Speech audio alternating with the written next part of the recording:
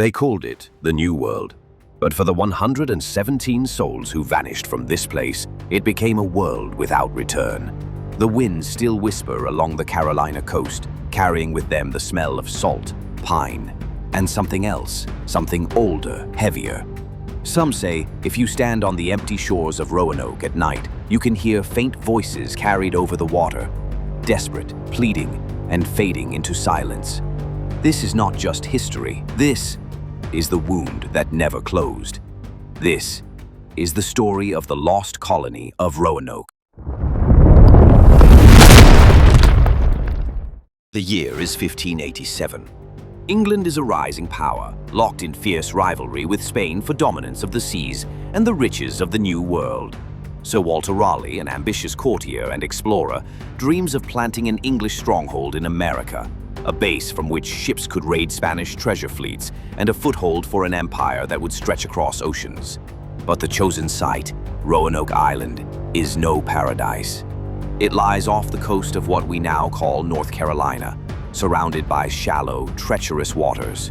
The tides shift without warning. Dense forests crowd the shoreline.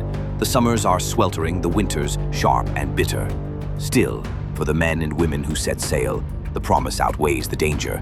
They leave behind the soot-choked streets of London, the rigid class divisions, the hunger, and step into a gamble with destiny. The voyage across the Atlantic is long and unforgiving. Weeks of rolling waves and cramped quarters test their resolve. But when at last they spot the green outline of Roanoke rising from the sea, relief sweeps over the passengers. Among them is Eleanor Dare, daughter of Governor John White, heavily pregnant with a child, destined to be the first English baby born in the New World. The settlers step ashore into a land that feels raw and unshaped. Towering pines sway overhead. The cries of unseen birds echo through the canopy. Somewhere just beyond sight, native eyes watch from the shadows. For a time, hope blooms. Houses are built with rough timber, gardens are dug. The settlers begin to believe they can carve out a home here. In August, Eleanor gives birth to a daughter, Virginia Dare. For the colonists, she is a symbol, proof that their roots can take hold in this foreign soil.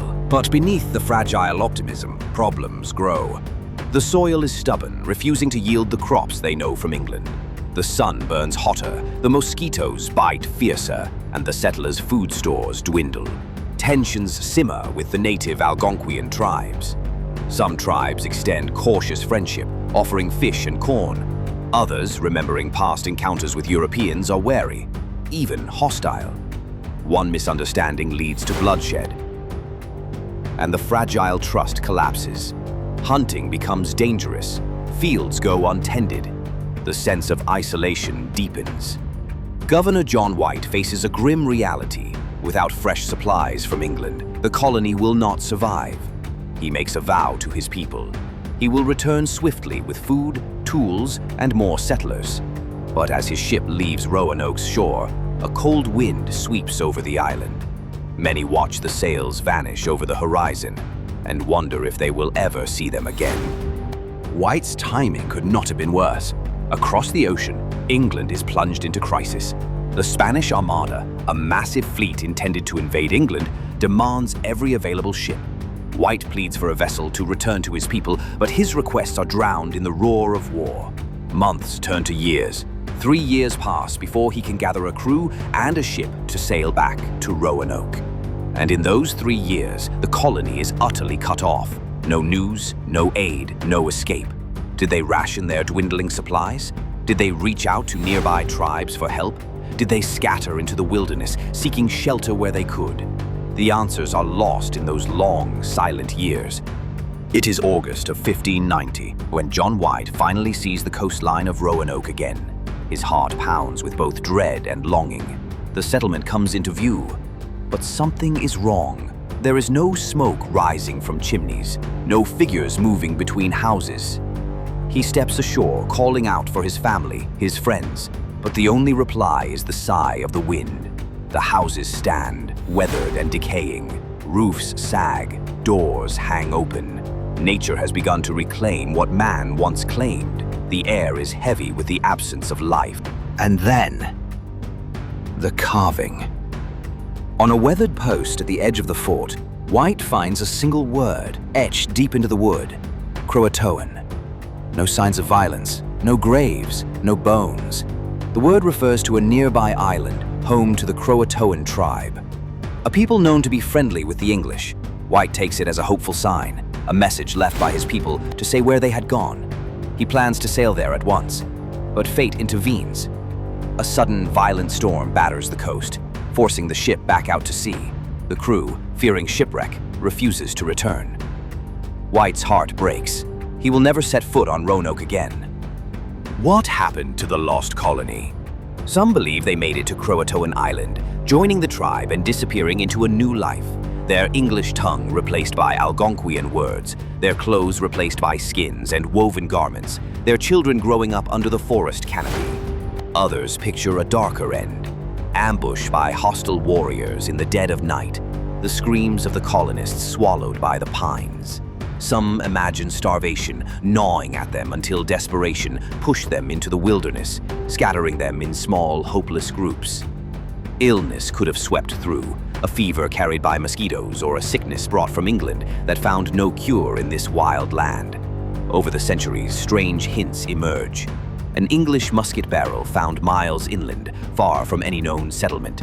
A fragment of blue and white pottery lying in soil that predates later colonies. Faint rumors of pale-skinned children among distant tribes. Each clue is a flicker in the darkness, enough to stir the imagination, never enough to tell the whole truth. And always, the island holds its silence. Roanoke becomes a wound in the fabric of America's past, a mystery that bleeds into myth. For every theory, another rises to contradict it, like the tide erasing footprints on the shore. Some historians are convinced the colonists simply moved south, blending into friendly communities. Others suspect they ventured west, seeking safety deeper inland, only to vanish among the forests and rivers. Then there are whispers of something stranger, of curses, omens, and restless spirits that drove them away. And always that single word, CROATOAN, looms like an unanswered riddle. Was it a map to safety, a desperate message carved in hope, or a warning left for those bold or foolish enough to follow? Theories multiply, expeditions dig the soil, scan the earth, dredge the waters. Artifacts appear, vanish, reappear in different hands. Even when the earth gives up a secret, it is never the final piece, only another jagged edge of a puzzle that refuses to fit. The truth is so close, you can almost hear it breathing, but never close enough to touch. Over 4 centuries have passed, yet Roanoke's shadow has not faded. It clings to the coastline, to the stories told beside campfires, to the minds of those who step onto its soil and feel the weight of the unseen. Fishermen speak of lights drifting along the empty shore, not lanterns but pale, wavering flames that vanish when approached. Hunters return from the woods shaken, claiming to hear voices whispering their names in a tongue they cannot understand. Some swear they have seen figures standing in the tree line at dusk, motionless, watching, their features hidden, yet their presence undeniable. There are those who believe the land itself is cursed, rejecting every attempt to claim it, erasing the footprints of the living as quickly as they are made. The colony remains lost, but not gone. It lives in the questions we cannot answer, in the space between history and legend, in that uneasy place where truth and nightmare touch.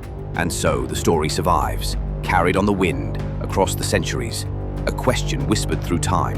When 117 men, women, and children vanished from the edge of the known world, where did they go? And if the wind ever chooses to answer, will we truly want to know?